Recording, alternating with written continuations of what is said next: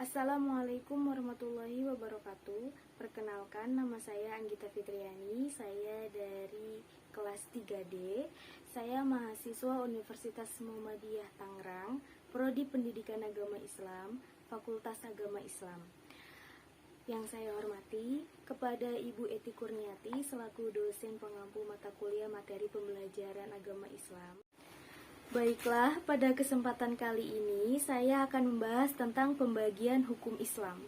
Hukum Islam ada dua macam, yang pertama hukum taklifi dan yang kedua hukum wad'i. Hukum taklifi adalah firman Allah yang menuntut umat manusia untuk melakukan atau meninggalkan sesuatu.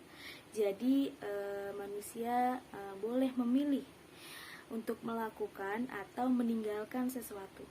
Nah, sedangkan yang kedua, hukum wad'i.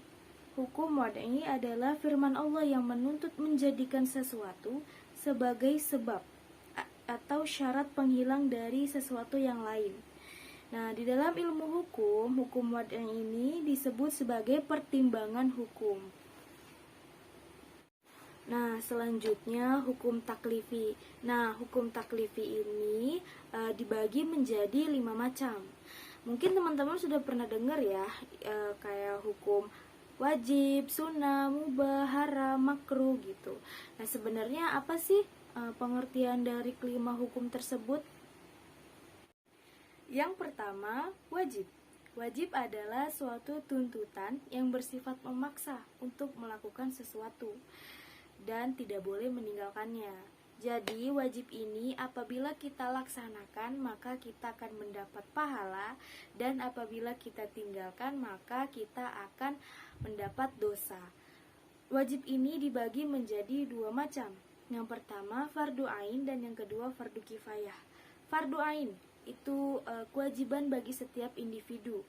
Contohnya seperti sholat, puasa, zakat gitu. Jadi itu yang pahalanya untuk diri kita sendiri gitu. Selanjutnya yang kedua fardu kifayah.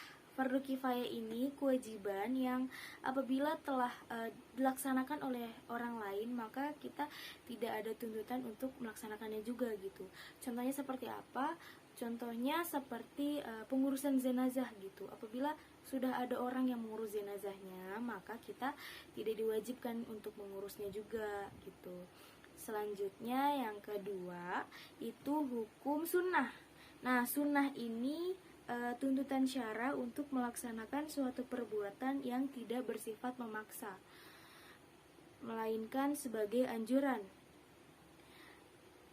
Sunnah itu apabila kita laksanakan kita mendapat pahala, dan apabila kita tidak laksanakan maka kita tidak berdosa, tidak apa-apa. Jadi sunnah itu ada 2. Yang pertama sunnah muakkad dan yang kedua sunnah ghairu muakkad. Sunnah muakkad, sunnah yang dipentingkan. Contohnya seperti apa? Contohnya seperti sholat tarawih gitu. Terus juga sholat hari raya Idul Fitri, hari raya Idul Adha. Yang kedua, sunnah ghairu muakkad, sunnah yang tidak dipentingkan. Contohnya seperti sholat sunnah rawatib gitu. Selanjutnya hukum yang ketiga, hukum haram. Haram itu suatu tuntutan untuk tidak mengerjakan suatu perbuatan yang bersifat memaksa. Jadi haram itu apabila kita mengerjakan kita berdosa, dan kalau kita tinggalkan atau kita jauhkan itu malah kita mendapat pahala.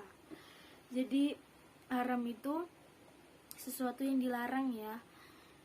Contohnya seperti apa? Misalnya zina. Ini yang sering banget kita alami ya. Jadi kalau kita mendekati zina maka kita akan berdosa, tapi kalau kita menjauhi zina kita akan mendapat pahala gitu. Selanjutnya hukum yang keempat, hukum makruh. Makruh itu tuntutan untuk meninggalkan yang tidak bersifat memaksa. Jadi apabila ditinggalkan kita mendapat pahala, nah sedangkan apabila dikerjakan itu tidak berdosa. Contohnya seperti apa? Contohnya seperti kita bersiwak. Bersiwak itu sikat gigi ya. Pada siang hari pada saat puasa di bulan Ramadan. Nah, itu hukumnya makruh. Kalau misalnya kita melakukan itu, kita nggak apa-apa, nggak dapet dosa gitu. Tapi kalau kita tidak melakukan itu, maka kita mendapat pahala gitu. Selanjutnya yang kelima itu mubah. Mubah itu perintah Allah yang bersifat fakultatif, yang mengandung pilihan antara berbuat atau tidak berbuat. Mubah ini bisa kita artikan dengan kata boleh. Jadi mubah itu artinya boleh.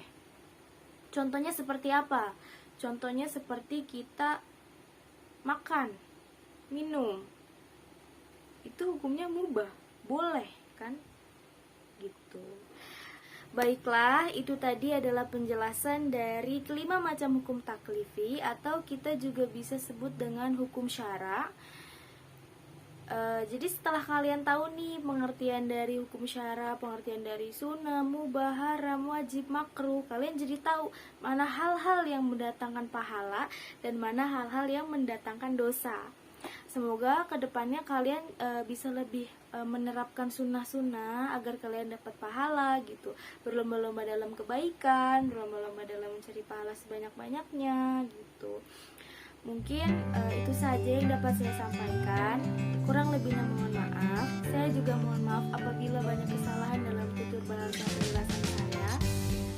Nun wal qalam wa ma yasturun. Wassalamualaikum warahmatullahi wabarakatuh.